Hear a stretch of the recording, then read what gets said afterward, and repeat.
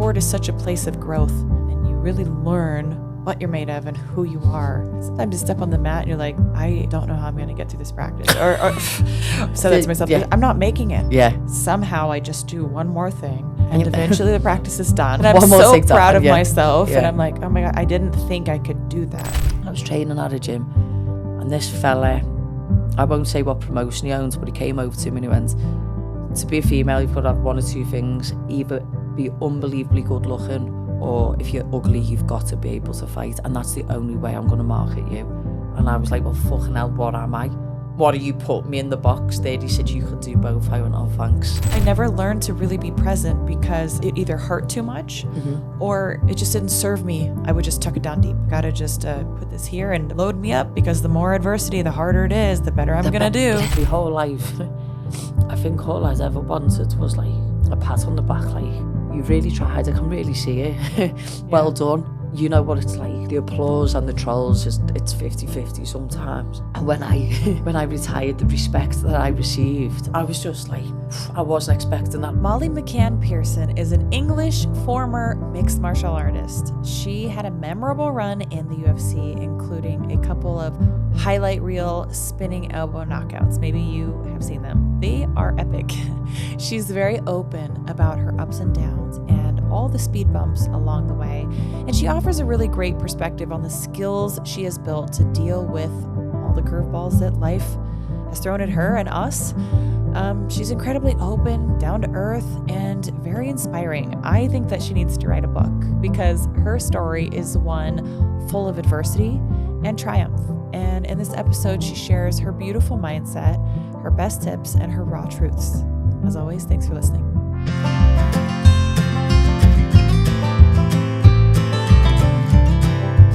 Molly, thank you for coming here today. It was so crazy. We should tell listeners. We should be honest about what just transpired. Well, I didn't have a card to pay, neither did Miesha, and we just had to ask cab driver. Yeah, ask someone to pay for Who doesn't have tap pay anymore? You know, I just pay with my phone for things now. I don't even know where my wallet is, actually. No, I don't. But in America, like everywhere else I've been in the world, when you pay, they've got like a thing that comes to you. But in America, in these restaurants, you've always got to go to the till and then pay. Well, some places we do have that where they the contactless, but it's still more rare. Sometimes you can even order on a screen and you just pay on the whole screen and everything. But that's not a common thing here. So anyways, that was funny. Yeah, we adapted, we overcame. We did. Half an hour late, but we got there in the end. Yeah, we'll get to it all. So no worries. So how are you? How's Vegas? Well, it's not as hot this week. Last week and the week before. When you were looking at you were here then? Oh gosh. And then I had to wait until International Fight Week to get you on the podcast. I didn't even know you were here. I would have got you on. Well, I've been undercover training. I've been keeping my head down. Undercover training, what does that mean? I signed a boxing deal. You did? 3 days after the last fight. Okay. After the retirement. Yeah. I mean, I was really retired, and then I got this off, and I was like, that's kind of where my heart's always is striking. and been. So I started boxing. I got success in the amateurs there, won the national championships, but there was my weight class didn't make the Olympic Games, so they had to take like medals off the men to put the women's female boxing into the Olympics. So they only got three weights, and I just was too small or too big. So I thought, what can I do? So that's why I started MMA. But the money's not as good as what the UFC was given, but I think it's like that everywhere, or the deal that I got with the UFC. But it's just like a happy place for me. And I it's funny how my career's gone the way it has, because I would have never picked MMA. It was never my bag, but just fell into it by accident. And I've had the best life because of it. The biggest lessons, the biggest pain, the biggest highs. But I wouldn't be going to where I am in boxing now without that either. So it's, I don't know, it's all happened the way it was supposed to. Not bare knuckle, right? No. Okay. Would you do bare knuckle? No. I like no influencer, no bare knuckle. This is like matchroom boxing with Eddie Hearn. So this is, I'll be going for the WBC belt. This is like a proper run. This won't be, yeah. I just think I'm not, if I wanted money and I just wanted to be relevant, I would have stayed in the UFC. And I would have just tried to manage the pain of the fight camps. But ultimately last year, I had a fight on UFC Manchester when Paddy beat Bobby Green and Leon lost to Bilal. And I broke my leg in the first kick of the first round. And where? The fibula. Is that the small bone? So the shin. So I took a calf kick. Yeah. And then it was like there, and then down there. So I was like, done the ligaments there, and then I had some breaks here. And trying to get back, I was like in a boot for like 4 months. I ended up going on vacation. You're going to love this one. Went on vacation in a boot, and it's 3 a.m. in Pasha, and I turned around and Holly Holm just walked in with Clay Guida, and I was like, what are you doing in Ibiza? In a dance club, like what is going on? And I think, do you know the wrestling coach, his name Izzy?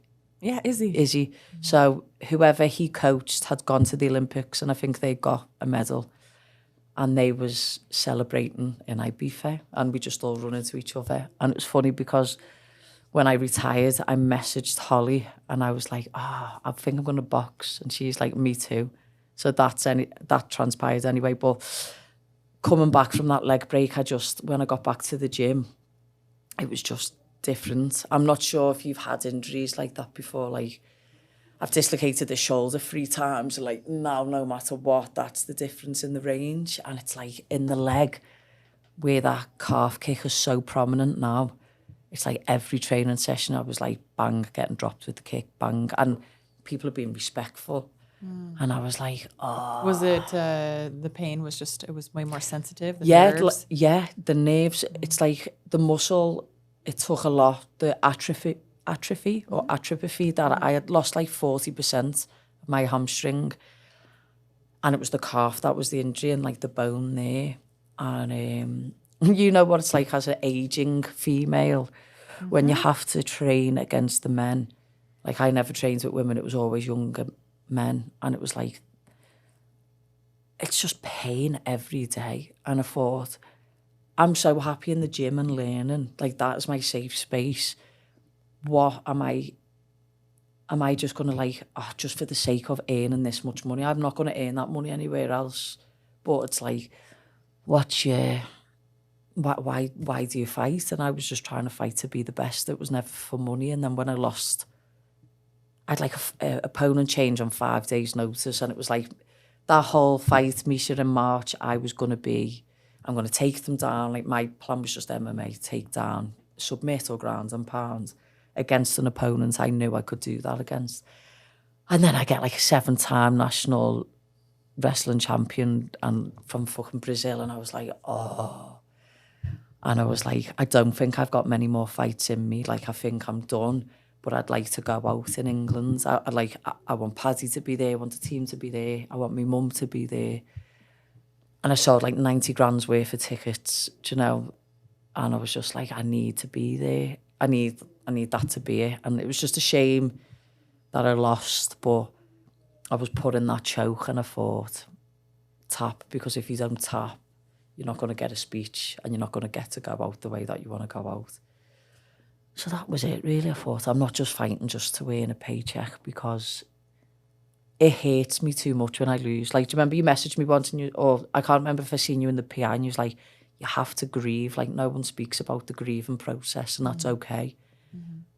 And I don't know if it hits people as much as they realise, or if we're just more honest with how much it affects us when it loses. But I just don't like, the losses cost too much and take too much off me to continually do it and not be the best at it, do you know? And I think if you wear the UFC gloves, you have to be the best or want to be. And if I've been beat off someone off the Contender Series, it was their night, it wasn't mine. I'm just like, this, do you know? Like, I'm just not here for that. So Yeah. That was it. You know, I think when you say it's a shame you lost, I feel like it's fair. But at the same time, there's beauty in that, in being broken, right? And really hitting that rock bottom. And I don't know if that was rock bottom for you, because I feel like you may have already been in rock bottom many times. And Yeah, that found a way wasn't, back. that wasn't a rock bottom, but I'm sure it was still a moment where when you go through those transitions and you're like, okay, wasn't how I wanted it to be, and now everything is different. My whole life trajectory is totally different. Like Like that. You know, so I've got, I think, one more fight that I'm gonna do. And is that what you want to do, or what you're contracted for? I have one fight on my contract. Yeah, and I could say that at this point, if I retired, I would be totally fulfilled. Yeah. So for me, it's even this last fight that I had, I didn't win. I lost the decision.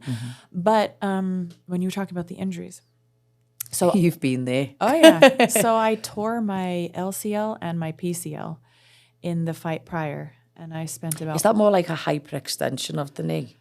Was it? The way that I did it, I just was on her back and I had my hooks in, but I was kind of shallow on that side. And so her thigh was a little bit more towards my ankle as opposed to up by my, the stronger part of my leg. And so when I very aggressively went to flip her onto her belly and flatten her out, and I tore my LCL, I think in the first round, just the LCL. Is that the one you won and then done the speech after it? Like I remember that one. Yes. And that was against Julia Vila. But in the second round, like felt okay. It wasn't too bad. But in the third round, when I took her down and I went to try to like flatten her out again, my knee just opened on the side because the LCL was gone. And then I felt the PCL tear or a tear. I didn't know what it was. They actually thought it was ACL, which PCL is not great, but it's like slightly better. Well, I've had like a partial tear in that, and ACL, you fit like, as a woman, if you're doing ACL, that's like a year off your life, isn't it? Yeah, I was, with those two together, I was out for 14 months. Gosh, yeah. And then as soon as I got cleared, stupid me, I took a fight. And like straight into fight camp. And you just, and I thought it would come back really fast. Because I was convinced. I was like, it's in my blood. Yeah. It'll just come back. It didn't come back fast. It takes time. And that's where I was. So last July, the break, I was back in the gym in December. I fought in the March, and it was like... That's quick, yeah. I have never, ever struggled and been hurt that much. Like, you'll know from like when you've had seasons off, or when you used to finish college and then have to go back to wrestling, when you've had even just like a month off, like you're back as a woman, like your SI joints and like everything is just hurting and it's sore, and you're like, I'll be all right in a couple of days. And you have to try to keep up with these young men a lot of times. And you can't. And like, it was like, I was at a point where I was like starting to, it was like, I'm going to have to self-medicate or get medication to continue through this pain. People have seen my fighting style. People know, like, I'm not a shit house. I'm ready. I'm there. I'm going down swinging, or I'm going to knock you out. But I just couldn't take... You're so... Everything hurts before you get the gym. And then you're trying everything you can to sustain, to be up at a pace with these boys. And by boys, they're not the young men. So they're not boys, but we just call them boys because they're in the 20s. And then you go home and then you think, oh, I've got to go back tonight. And then you go back and you're doing everything you can to stay happy and positive. And we're living our dream. We're doing what we want to do. No one is making us do this. But the pain... Doesn't mean it's not hard. No. And the pain, I just remember lying in bed at night, like, what am I going to do? How are you going to get through tomorrow? Oh, I ended up taking edibles for a couple of days because I was just like, I just need to sleep. Like, I just need to sleep. And then try not to eat because I was making 115. Oh, my gosh. So I was like, and then I just thought, that last fight week, Miesha, I really took it in because I remember doing the last media day I'd have ever had to do, and I sat there. And I went to everyone. When I started MMA, I was a lost young girl. I was 24 when I stepped into an MMA gym. And a lot was going on in my life. And I was just about to lose my stepdad. And I was like caring for him whilst trying to like be a PT and train and like just trying to make life work, and then starting the MMA and getting through that, it was hard. And I remember the stories about you like living in a camper van, like this is the shit. Like I was sleeping in a gym in a sleeping bag. Like people don't know like the that we went through when we was coming up. And I sat there and I just said, I'm so proud of who I am now sitting here in front of you. Because, yeah, like, I'd be messy and I'd be, like, loud and, like, just maybe a bit too much and overbearing. But I was just excited. It was all real as well. And I don't know if people ever thought, oh, that was fake or whatever it was. I don't know. But I was just this kid who come from a rough side of life who's managed to do it on her own and find her own path and make the correct decisions and then make incorrect decisions and learn to live by them and how to understand them, which probably you've been, because you was in this sport from a young age and the eyes were on you from the beginning, and there's parts that you probably think, oh fuck, I wish they went a little bit different, or it didn't answer it like that, or so-and-so didn't act like this, it went next to me. There's no media 101. We don't get really no, taught. but we don't get that, do we? We have to learn on the fly and be accountable for everything we say and do, and there's no at least not in my world, there's nobody telling you how to do it right. Oh, there's definitely not. But I think that's the draw.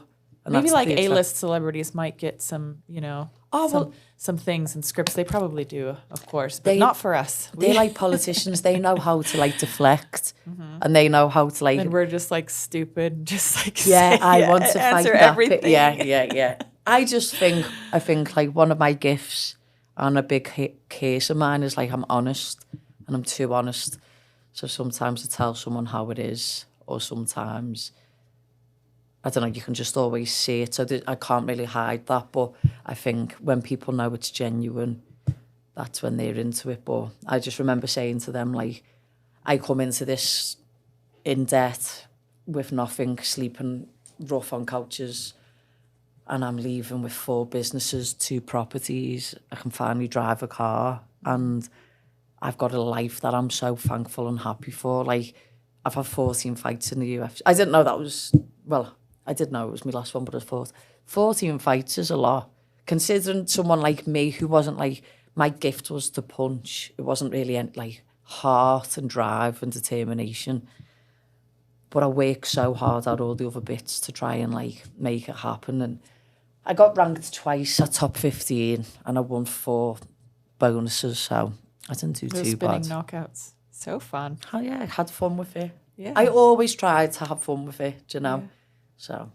Well, you're definitely meant to be here. There's no other thought around that, you know? You've done great things and you're always going to go down as a legend, and you don't always have to win a belt to prove your value, you know? Well, no. You're a people's champ, for sure. I think, do you know, when the UFC starts, I'll never forget. The first UFC that I went to was Michael Bisping versus Silva in London. And I never forget, do you know, when the main card starts and then you see all the best knockouts ever that's ever been in the UFC and that song comes on. I was at the fight in Newark, Sugar Sean and what's his name? I don't know why his name just got from my head. O'Malley and was it he just fought? Marab. I'm so sorry for just forgetting your name then, Marab. It's been a long day. And Kayla and Juliana. Oh, yes. And I was sat there and I brought my mum, and it was the first time my mum's ever been to a UFC and to New York, even though we was in Newark.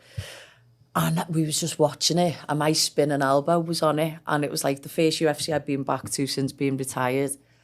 And like, I just like nearly started crying. I was just sat there and I was really quiet. My mum seen, and I was like, Mum, like that little girl from Liverpool, like, I'm forever cemented in that. And that's like a big thing, do you know what I mean? Like, Paddy didn't even have a finish on there, do you know what I mean? And he's like the boy.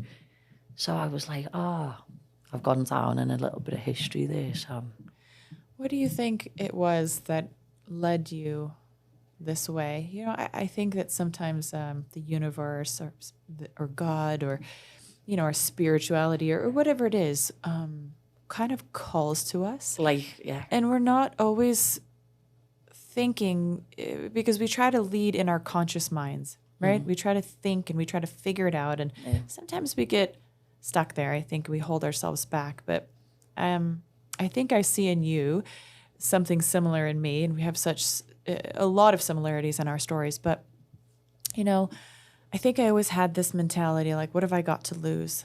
You know, like, what do I, like, I'm just going to try it. And I just kind of dive in, and it's not maybe the, you know, the smartest thing to do. I've certainly learned some hard lessons by doing that, but it really led me to a place of greatness. And I don't think that I would ever know exactly how tough I am and how much of a warrior I can be when push comes to shove, had I not been willing to risk and just take the chance. You know, I never would have picked mixed martial arts. Who was in their right mind? It's like, I boxed as a kid.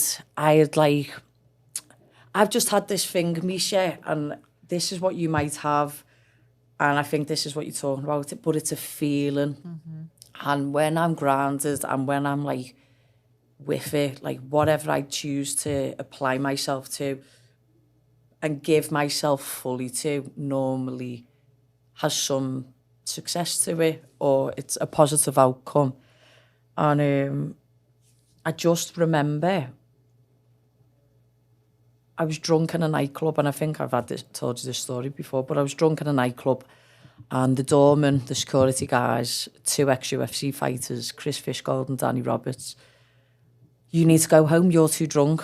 And Ronda was fighting Liz Carmouche. It was that night, and they said, go home and watch this, because you're doing our head. And because I was like shadow boxing, like just like shooting the shit with them. And they was like, go and watch real fighting, go and watch this. And at the time, you couldn't even watch it in the UK, so I definitely didn't stream it online. Yeah, right. Got home, and I definitely didn't stream it Didn't online. do that. Yeah. And then I remember I seen it, and I was like, I don't know what, but I just had this call into it. And this was like 5 a.m. Sunday morning in England. So it would have been like 10 p.m. in Vegas time. And I just remember I knew the MMA gym in Liverpool. I knew Paul Rimmer. I'd been in the gym a couple of times because I'm not sure if you ever remember Rosie Sexton, but she trained at our gym, and she had 3 fights in the UFC. And Paul had brought me in a couple of times just to train with Rosie before she had made the jump up to 135 to fight in the UFC. So I'd always known about MMA, but I was like, it's not for me. But then after watching that, I was like, I'm in. So I went onto Google, found Paul Rimmer's email address, and I just sent him an email drunk, just like, I want to be like that Ronda Rousey. Like, I want to do this. Can I come to the gym? And he said, yeah, absolutely, like, come this day, this time, blah, blah, blah. So I used to work at Subway, the sandwich shop. So the next day I'm drunk, I've come into work still, and I'm like making sandwiches, opening them up, making the butties. And I'm like, I'm not coming back. I'm going to do UFC. And everyone was like, do UFC? Like this is how thick I was. Didn't even know it was MMA. I was like, I'm doing UFC. And then I went to college on the Monday, and I said to them, I'm not coming back. I'm not finishing the semester. I'm going to do UFC. They was like, how long have you been doing this? I was like, I haven't even done one class. It's tonight. They was like, that is the most Molly McCann thing I've ever heard. So I've gone in, and it was jiu-jitsu. And Paul Rimmer's like, do you really want to do this? I said, yeah. He's like, right, let's do an armbar then, because this is what brought you the armbar. So we'd done the class, and I was so fucking shit at it, Miesha, and I was like, oh, I'm in. Like, because I wasn't, when I used to box or play soccer, I could just do it. I didn't have to think, but this, it was like, it stopped me going out drinking, stopped me going, like, partying, wanting to spend time with friends and going for food. I was like, this is, wow. And then I'd say, I just had that feeling like I can do this. And then 5 years to the day that I sent Paul Rimmer that email, I headlined the arena in Liverpool, and I won the Cage Warriors belt. So I was like, it all synchronicity and everything for me was just kind of like, I gave myself a goal of 5 years, and then to that day I got the belt, and then it was only a few days later I got signed to the UFC, and I just think it all just came together the way it was supposed to. But I do think I think you'll know when we're talking about that calling or that drive or whatever it is. There's been times when I shouldn't have took fights, and I did, and I should have listened to like me. And I think when I've never turned a fight down, I've never turned an opponent down, and that was all to my detriment because I just didn't think that's the kind of thing that you can do.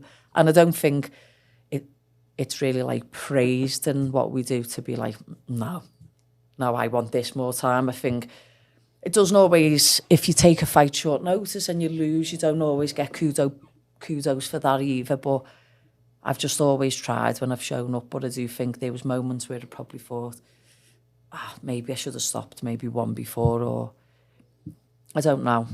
I just probably wasn't aligned in certain moments and shouldn't have just carried on then. I should have just looked after myself a little bit more. But now I feel like I know where I'm at, and like that last fight, like you say, the calling, I just knew my time was done. Like, it served its purpose. I learned everything I needed to know about myself. Do I have a breaking point? No, because I broke many times, but it didn't stop. I found a way to adapt and overcome, which I'm sure, and I know that you did, and it was just like, that's done. And the second I retired in that cage, I was like, I just ran to Dana. I was just like, thank you, you've changed my life. Like, thank you so much, Dana, and to Hunter. And just as I walked out, I just seen everyone, and no one was even sad. And it was like, my whole life, I think all I'd ever wanted was like a pat on the back, like, oh, you've really tried, I can really see it. Yeah. Well done. And you know what it's like, the applause and the trolls, it's 50-50 sometimes.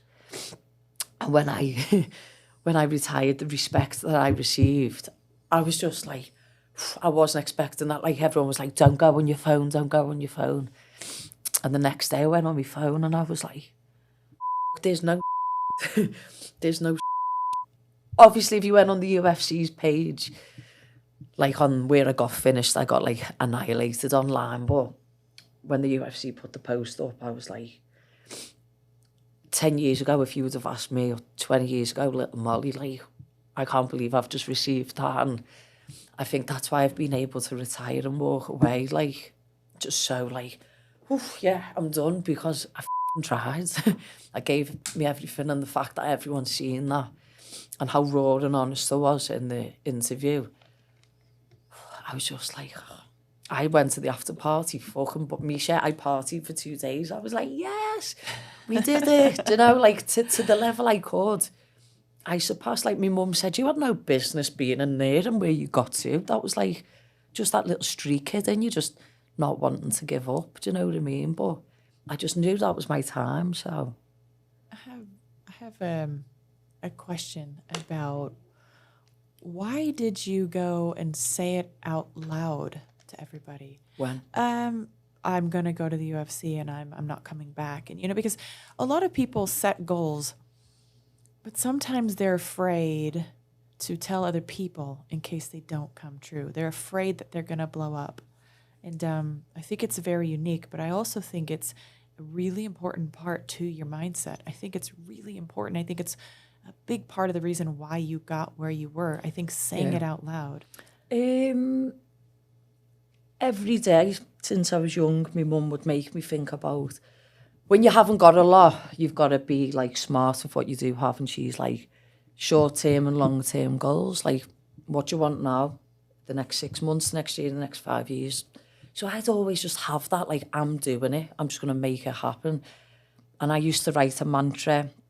So I'd like, we would pray, actually. Like, when we go to bed at night, my mum, we'd say, like, our prayers, and then she'd say, what are you thankful for? Because my mum is more about the higher power. But we're a very Catholic family, so it's like the universe and God, and we make it how we want it to be in our spirituality practice. So she'd just always be like, the power of like affirmation and gratitude, and that's how from a young age it was always, this is what I want and I'm thankful for this. And then my weight category wasn't even in the UFC. I was a flyweight, wasn't I? I watched yous on Tough, And I was training in a gym with Laura Howarth, and she fought Jessamine Duke to get into Tough and lost. She lost to Jessamine. And I remember watching that whole series, and it was like every time I watched an episode, it made me believe more and more in me and more that I could do it, even though it wasn't there. And I was just like, one day it will be, like one day it will be.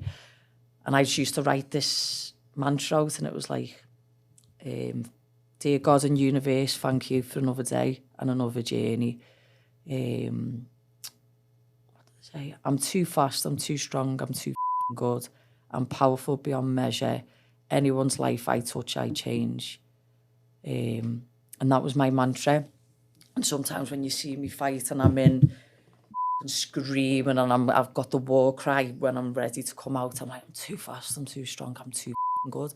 And you have to like reaffirm it and repeat it so that the body believes it. And you'll know, and some of the listeners might know, but like that cliche, and I hate to say it because Luke Rockhold said it, and then Mike Bisbin took the piss out of him, but like you dream, believe, achieve, but it's like you have to put it into like a process to make it happen, and like action that process. You think about it, you write it down, and then you speak it. Mm-hmm. And then there's all different levels of accountability that you're holding yourself to. And I think there was moments in my career where saying I'm getting to the UFC, I wholeheartedly believed it. Sitting back now, looking back when I said I was going to be a world champion, yeah, you must believe that because you have to, otherwise why are you going to do it? But I knew I'd win the Cage Warriors world title, but I don't know if I ever, no matter how many times I wrote it, Miesha, and I said it, I don't know if I really believed it. Like, I don't, and that's being so honest with myself. There was moments where I thought, I'll take a last minute fight and get in there and do it. And I always believed I'd sleep, I'd go to bed, I'd have that picture with the belt in bed with me, but I don't know, looking back, I think maybe I didn't, and maybe my purpose wasn't to win the belt. I think what I managed to do and galvanise was like bring European eyes to the sport, and like myself as a woman in the sport, when like I said, I've done a lot for the sport, and people who don't really know the sport was like, well, what have you done? I was like, well, raised the profile in my country, and like the participation rates and participation level rates have risen, and I was a coach for the national team. Participation in sport. In sport and in MMA. Yeah. So it was like, it wasn't really a thing, do you know what I mean? And it was like, if you could ask a young girl, a fighter, boxing's been around all these years, I think they'd really struggle. I think my name was always there and thereabouts, and I think that's what I managed to do, was break down the barriers, open the door, and then the next generation. Like, you managed to win the belt and you've managed to do a lot. I don't know if you ever thought you would do, but the doors that you knocked down and the vision that you gave me, if you didn't do that show, and if you wasn't that like out there and talking about what you were going through and how raw that show was, I don't know where I'd be. And I know there's many fighters that was the same, but at that time we had nothing to look for. Like when you was fighting, you didn't really even have that either. Do you know what I mean? But you definitely didn't have what I got to see. But you just, I think I call it blind faith, like that feeling that you're talking about. It's just like, if I feel that, I know I'm onto something. Mm-hmm. And about 3 things in my life I've had that feeling for, and it's done well. But other than that, like, you just have to know. What are the 3 things? One was boxing, and one was like my restaurants.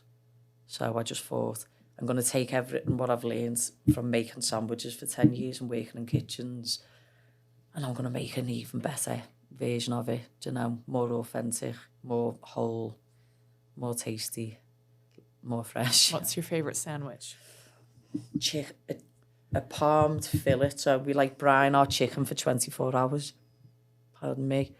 Put it in like a Parmesan panko, coating, fry it, and then we have like a Alfredo truffle sauce. So we like mix it in that and then drip it all on the sub. And we make our subs fresh every day. But like we do pastas and desserts as well. But that sounds amazing. It is. You can make me a sandwich any day. When UFC Manchester was there last year, Yeah. I rang my business partner Joel. I said, right, we're going to need 24 of these, and these. And after we'd made weight, I had like these big cooler boxes that come in and give the whole UFC, all the staff, like sandwiches. I was like, I promised you, I give you this, blah, blah, blah. And then I remember Volkanovski was like in the middle of an interview and I went, lad, Volk, try them meatballs. And then he was just eating them. He's like, they're fucking awesome. I was like, thanks, mate. What's the name of the restaurant? Polpette. Yeah. Okay. So that means meatball in Italian. Because I thought I don't want it to derive off my name. And when I'm doing well, the brand does well. And if I'm not doing well fighting or like, I don't know. I just didn't want it to be me. But polpette is like the male version and polpetta is the female version. And it's all Italian. So I just love Italian food. So yes, that was it. it. Doesn't. I know. Especially fighters, it's like our kryptonite, isn't it? Yeah. So I think you're right, though, about blind faith. And I think you're, I'm really glad that you highlighted about saying it and manifesting it and believing it. And I think that you did believe that you were going to be a world champion as much as you ever believed anything else. Because, you know, just because you believe in yourself doesn't always mean it's going to work out. Yeah. You know, you wanted that as much as you ever wanted anything. Yeah. And you might have shot for the moon and you landed on the stars. You know, it's one of those things. It's like, I remember when I went out to fight Holly Holm, there was this moment where I caught a glimpse of myself in a mirror. And I looked at myself and I said, this is the last time you will see yourself. As a world champion? Yeah, before being a world champion. Like, before. This is the last time you'll see yourself as, you know, not the world champion. And you knew in that moment, And I knew. But that fight almost didn't go that way. I mean, the universe is just chance. I mean, it's all, you have to know it, even if it's not true. Yeah. Right? Like, you have to know it. It's like, when I speak with Paddy, I cut like, and not to his face, but I say this in the nicest possible way, like delusional. I say it all the time. Fighters Like, are delusional. Like, you could tell him you're not going to win, and he's just, oh yeah, all right. Like and it's not, it's just it's blind faith, but it's delusion to everyone else, I suppose. But he's that one track minded that this will happen. But you couldn't say to him, you've manifested that since you were 6 years old. He go, no, I haven't. I've just known. So like men's way, how they would like communicate it would just be different. Yeah. But like he has spoke it. He has said ever since he's ever started, this is what's going to happen. I'm going to do this and it's going to look like that just because I choose to write mine down or I project mine in a different way. The best of the best do that. We all have the craziest, most ambitious. Everyone else says you're out of your mind. You know, when I started this at 19 years old, women were not even in the UFC. Yeah. You know, this was in 2005. And it wasn't a thing. MMA was barely a thing, you know. It was very taboo, human cockfighting and all these awful connotations. And, you know, sponsors wouldn't touch it. Nobody wanted anything to do with it. It was very barbaric. To be a woman, you literally had to, like, near enough sell your soul. I remember being in, where was I? I was in Detroit. I was training at a gym. And this fella, I won't say what promotion he owns, but he came over to me and he went, to be a female, you've got to have one or two things. Either be unbelievably good looking, or if you're ugly, you've got to be able to fight. And that's the only way I'm going to market you. And I was like, well, fucking hell, what am I? What do you put me in the box there? He said, you can do both. I went, oh, thanks. Do you know what I mean? But I thought, wow, that's how it was back then. And the stigma, I think I really, when I started doing this, so I know how hard yours would have been, but it'd be like, am I going to pick to choose a fight with this person today to defend what I do and to like grow the sport and like change their perception? Or am I just going to swallow it and just go, yeah, okay, women should just be in the kitchen. Like, do you know, one of them. Yeah. So I think that's been a tough one. It's just annoying. And still to this day, where was I? I was in a pub and someone went, you had a good go at that. What did he say? What the f*** did he call MMA? Like alehouse fucking scraps or something. I said, you've got no f***ing idea. I said, don't even speak to me. I said, get out of where I said, go the fuck away from me. And he was like, why? I said, I'm not having you in my space. He said, why? I said, I did like 4 or 5 Olympic disciplines in one, and then switched them all in one, and then like, that's how I fight. I said, you couldn't even go on a fucking diet for a week, because he was like that, you know? And I was just like, how dare you belittle what I do? But this, like, it's very rare I've ever flipped like that, but I thought, how dare you take away, like, what I do and how hard everyone's had to fucking fight to get here. Do you know what I mean? I thought, oh. And then he felt really bad. I was like, I don't want to talk to you. Because that's not like me. Right. I would never be rude like that, but I thought, oh, he kept touching me. And do you know, like when people, Miesha, because I'm like a people person, so when I go out, my energy just like draws people in. And everyone would jump on me, and he was all over me, and I was just like, you can fuck right off. I just wasn't feeling it. Yeah, it's so like, I'm it's ready a good, to go. an energy read. You probably had a pretty accurate one on that one. Yeah, like, no. No, you're... Yeah, you can stay away. Yeah. Molly, what is it about your upbringing you think that propelled you to be different? In the madness of what I grew up in and what I've seen, I always had a moral compass, which no matter what was kind of going on, my mum just always still instilled that into me. So it's like, this is right and this is wrong. And I kind of just always had that. And I just always seen what was around me. And I could just always see like hard work and trying to chase money. There was like no money.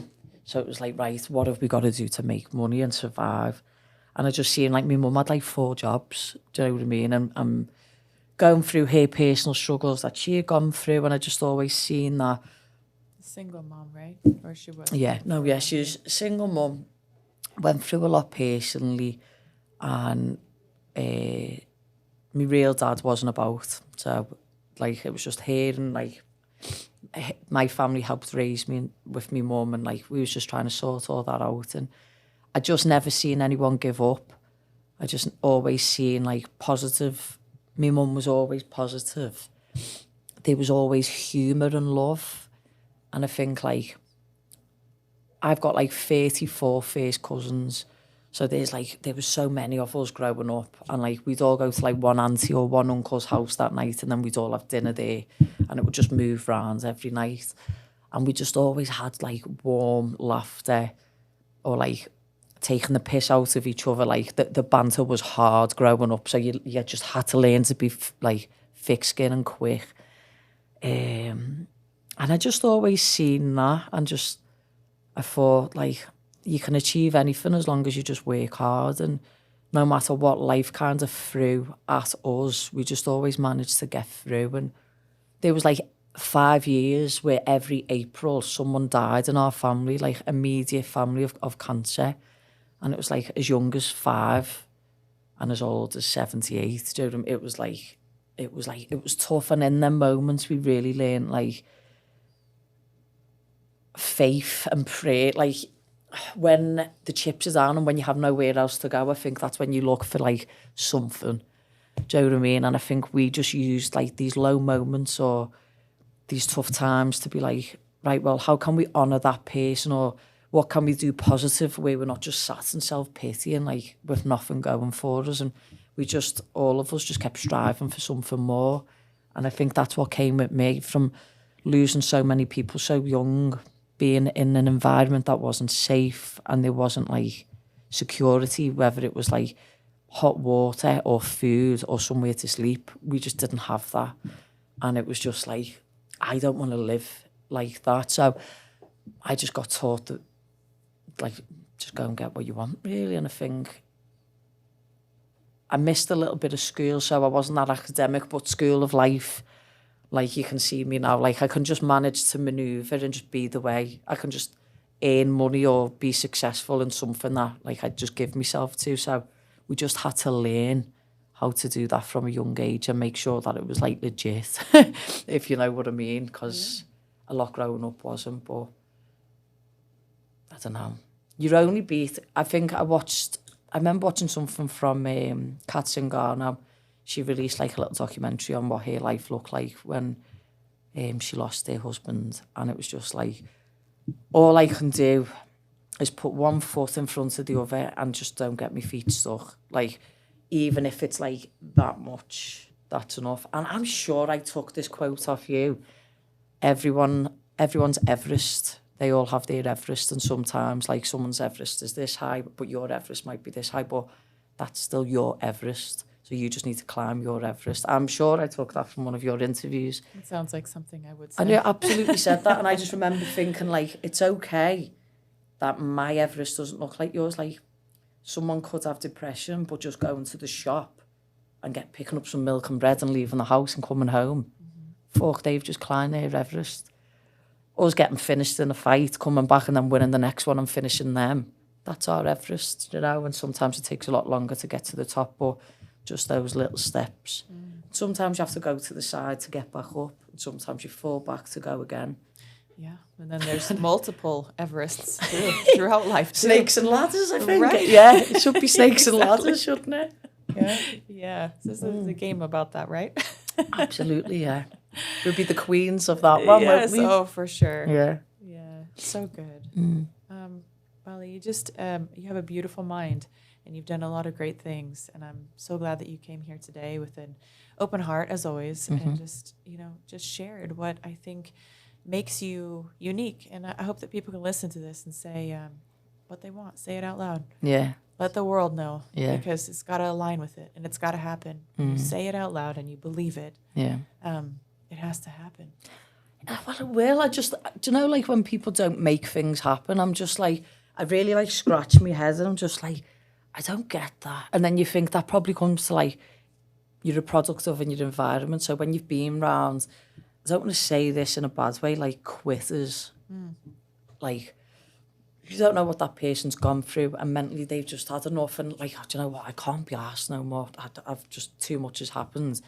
If you've been subject to that, then you might be like that. Do you know what I mean? But where I haven't, I don't know. I don't know how to do that. But if anyone's listening or watching, we've all been down and out, and this woman has before and still come back, and we all come back. If you plan your work and then you work your plan, you will be successful.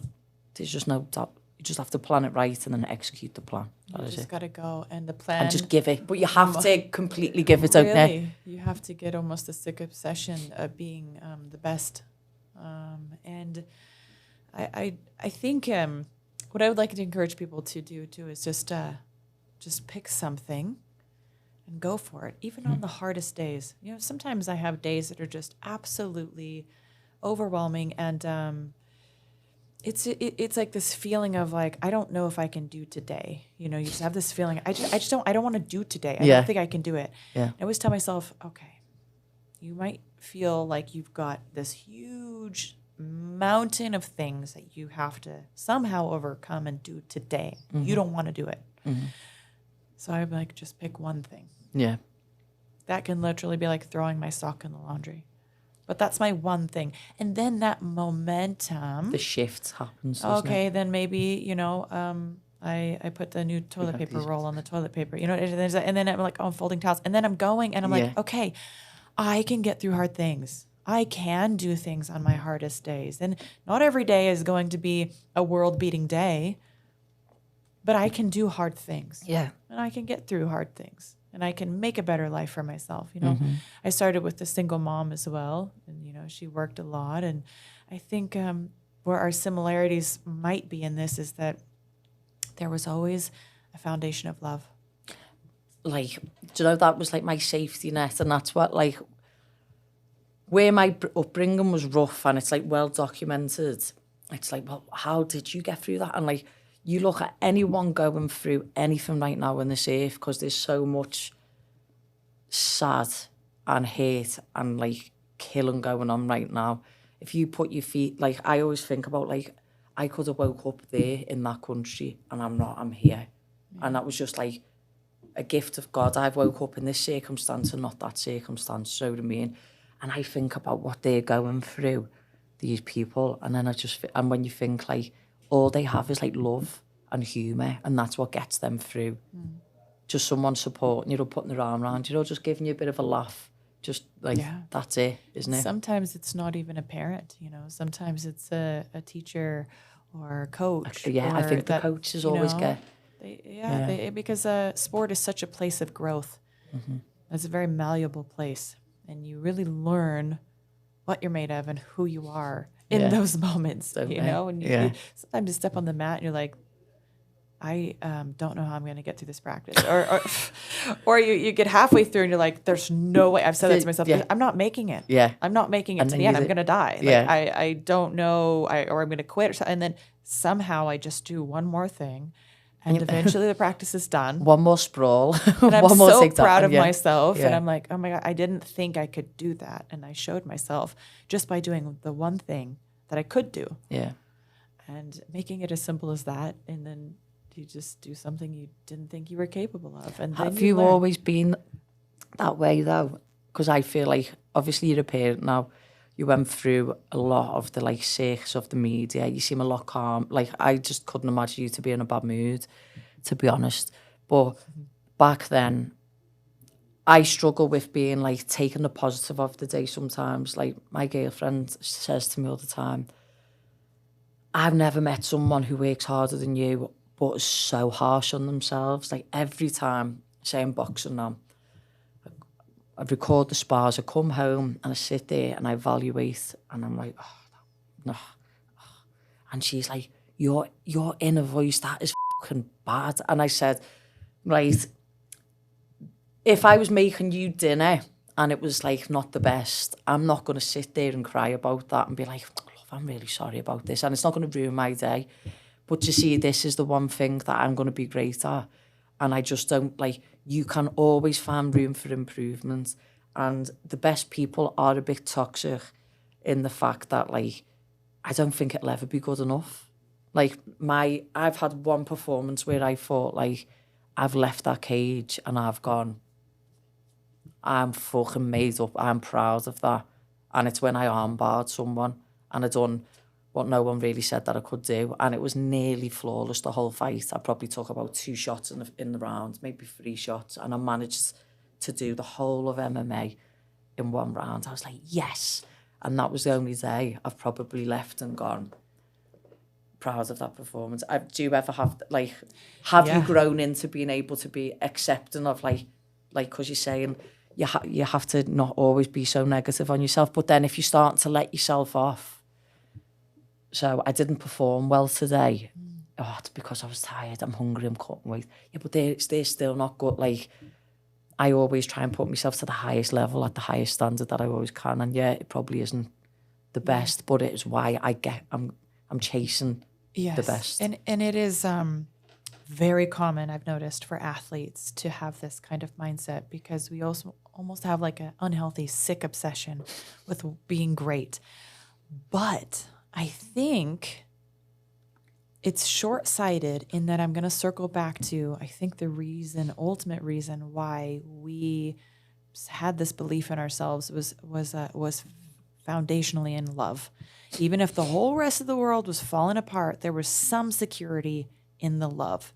And sometimes we lose sight of the value of that love for ourselves. Mm-hmm. And so although, yes, that mindset can get us to great places in the sport, but it can toxify every other part of our life, and we don't love ourselves. Yeah. So then sometimes, even by the time we accomplish something great, we're so sick in our own heads that we can't even appreciate it. No. And we just want the next thing and the next thing that's going to, fix it. And it doesn't fix it until you love yourself. Until you have some therapy. Yeah, right. Until you love yourself. Exactly. You've got to come full circle, and you've got to find how to love yourself. And I remember my first journey with psilocybin. I don't know if you've experimented with plant medicine a little bit, but that changed me forever. I say first, actually, it's really the only. I've only ever microdosed ever since then, because it was such a lot of work to move through for me that it's kind of like I want to be ready for that when it comes again. And this was years ago. Yeah.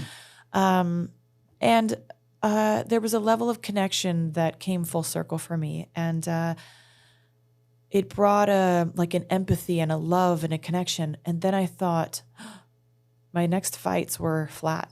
I said, did I lose the eye of the tiger? Because I don't know how to drive myself, because all I knew before was to adversity. Then I started healing, Yes. and it got worse in my performances, but better in my life.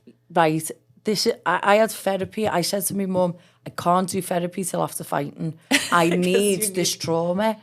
And then we ended up realising I had abandonment issues from my dad leaving, and I had attached them onto when I win a fight. So because I'm getting like everything I'd wished, like a male coach or a male training partner congratulate me and tell me well done and I'm good. Yeah.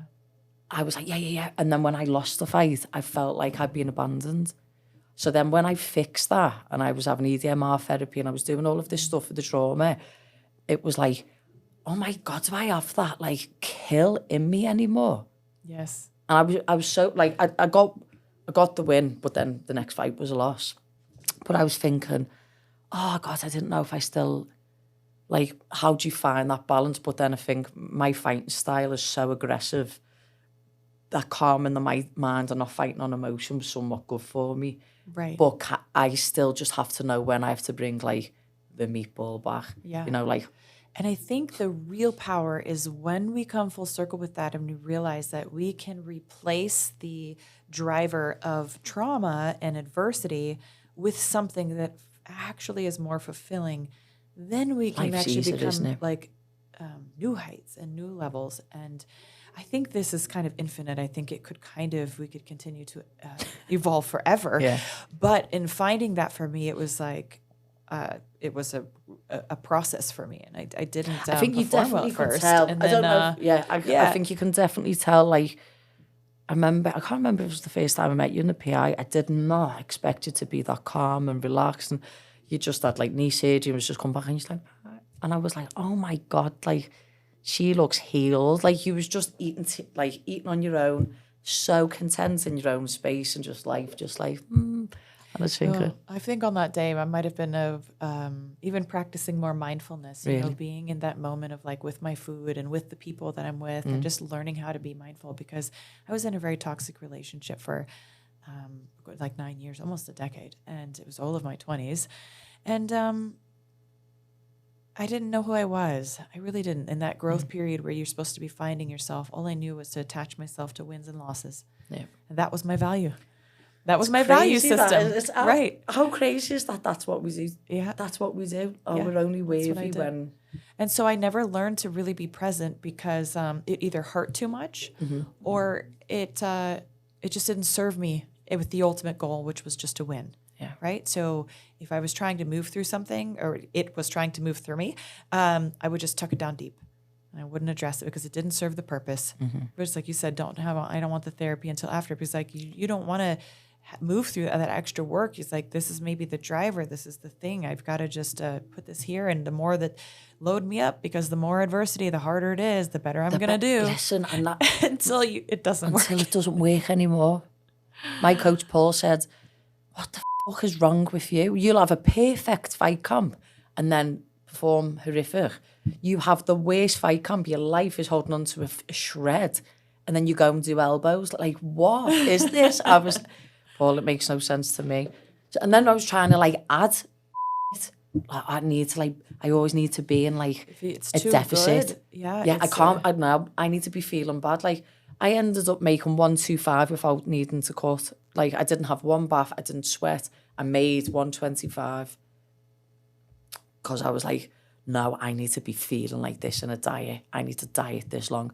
Thank fuck I managed to win the fight, by the way, because that's not like very smart because the girls were coming in like 15 pounds heavier.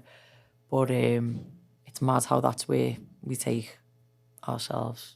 It is. But the way you do realise. And I think that I see that you've done a lot of work, because the way that you stepped away from the sport and the way you were able to celebrate what on paper is a loss, you were still able to look at the big picture and say, I've done so much more than that, though. This doesn't define my value. Yeah. This one night, this one outcome doesn't change. Because normally you know are. how I take that. Like everyone every day was checking in. Like, and that doesn't mean it wasn't hard. I'm sure it was still hard. It still sucked in parts, you know. It's like not fun to lose, not easy to retire. No, coming, like the UFC giving me a job as an ambassador probably saved me from going through all of this, like the negative. But being here this week, is it a bit tough because I'm not a fighter no more? Yeah, but it's the first one, and now it's done. So I'll be out. It was just a bit more apprehension, like. Yeah. And you can do hard things. Will people look at me different now? I'm not a fighter, so I still am, but the world doesn't know yet. But it's like we keep our identity to that. But now it's like, oh, will I just be Paddy's friends now, or like what? Like what? Paddy's little sister. Yeah, do you know what I mean? Like what am I now to everyone? But I think people can just see, like the second I retired, I'm not joking. It's like I took 10 tons of bricks off my shoulders, and I was like.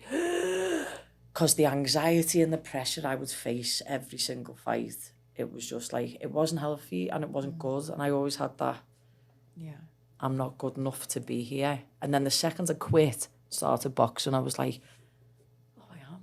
I don't have imposter syndrome because I know I can do this. Yeah. I know even if I lost in boxing, I'd be like, oh, I got beat by the other people. I don't think I'd take it the same way. It's like if you lose a jiu-jitsu match, do you know? Yeah. Okay, I lost on Polaris, whatever, blah. I don't care. But like when you're in that octagon, it's just fucking different. Do you think you'll move through boxing differently or better? I'm in control of how my life looks. So I will train at these times because it suits me, because I've got my jobs here. Yeah.